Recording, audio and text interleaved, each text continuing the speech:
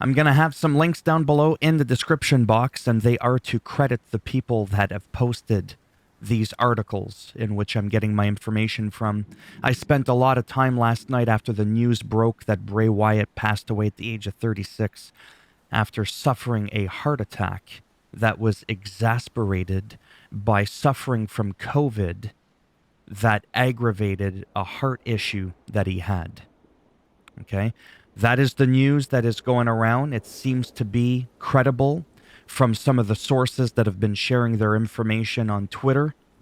One person stated that he has the permission to release that information again. So Bray Wyatt had some heart issues. He was getting cleared to come back. He was going to be a part of a storyline. He's been struggling lately.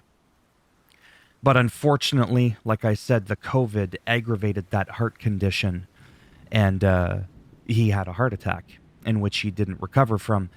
Now, there's a lot of people on Twitter, just on social media in general, that have been saying stuff that I'm not even going to say in this video as to what then was the cause. And to those people, you can just, go fuck yourself. So, wow. One of the links I'm going to have down below in the description box was that promo that he made, when he came back and he was like, I'm just talking to you as myself. And, it really felt like he was opening up to the fans. Well, just like it says here, this Bray Wyatt promo definitely hits different now. So it's 4 minutes. If you don't recall it, or you do and you feel like, listening to it again, it really is different now. Here it also talks about the fact that all plans for SmackDown is scrapped. All meetings, everything is postponed. I believe they are going to do something like they did for Eddie Guerrero, where they're going to have a tribute show for Bray Wyatt. I don't know exactly what that's going to entail. Naturally, I could speculate and would like to think that the likes of Rowan, Strowman, maybe Alexa, maybe Bo Dallas, as Uncle Howdy, they could potentially come to the ring, to Bray Wyatt's music or something like that.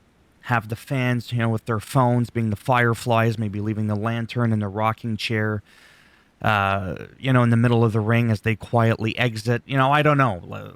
A lot of people are speculating the same thing, that they're going to do something along those lines because it seems just so damn obvious. And to kind of recap on the creative genius that was Bray Wyatt, I mean, he was only 36 years old, right? And he was also married to JoJo, or they were getting married. They were engaged, getting ready to be married. And they do have 2 kids together. And Bray Wyatt also has 2 daughters from a prior marriage. And so what WWE is going to do now is they announced that they're going to be supporting the Wyatt family. Any Bray Wyatt merchandise bought on the WWE shop will now be sent directly to his family. And I also heard something along the lines of some kind of net that they're going to make from some videos or whatever. They're going to be donating either a portion of it or all of it to JoJo and the kids. They want to make sure that they take care of them.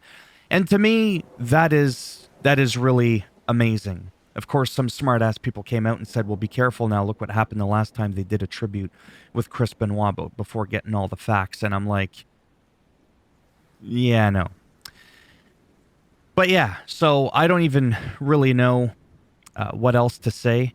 It's going to be interesting, naturally, to see what they're going to do tonight, because this is happening, so quickly, right? Like less than 24 hours later, you got a show to do. They probably feel like they need to put something together. Apparently, they've already put something on the WWE Network, The Best of Bray Wyatt, or something like that. And in case you didn't know, just some quick history, Bray Wyatt is the real brother of Bo Dallas, okay?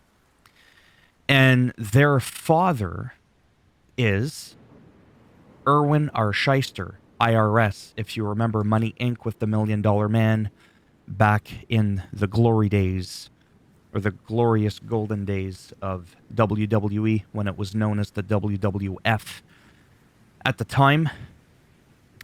And then his grandfather was Blackjack Mulligan.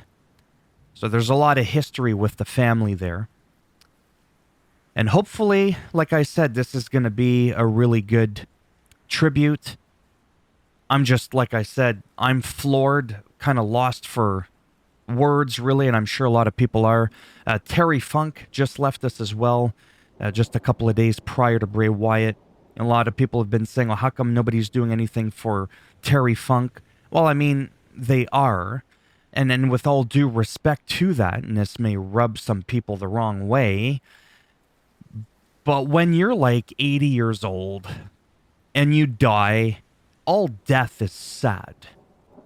But I'm going to argue that not all death is tragic, because we all go through it.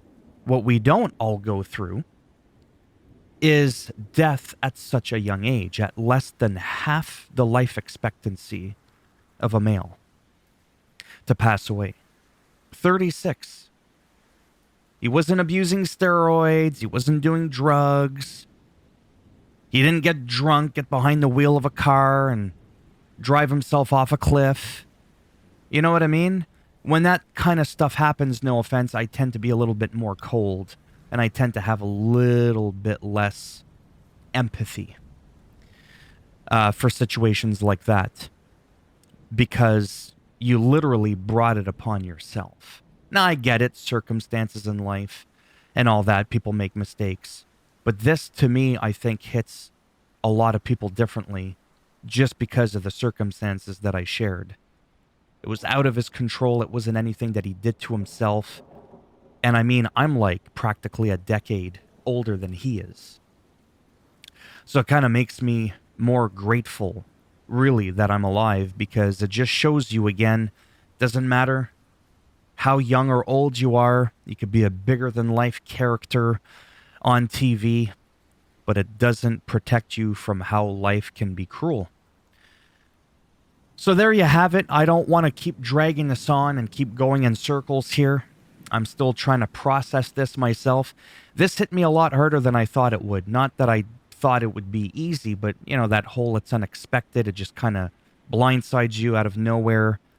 And I'm still like in complete shock and disbelief. Literally, when I woke up in the morning, the first thing I did was reach for my phone and went to Twitter, because I was half asleep when I was browsing through it, looking at some upcoming games that were coming out. And then I saw a news article about his passing from a random person on Twitter.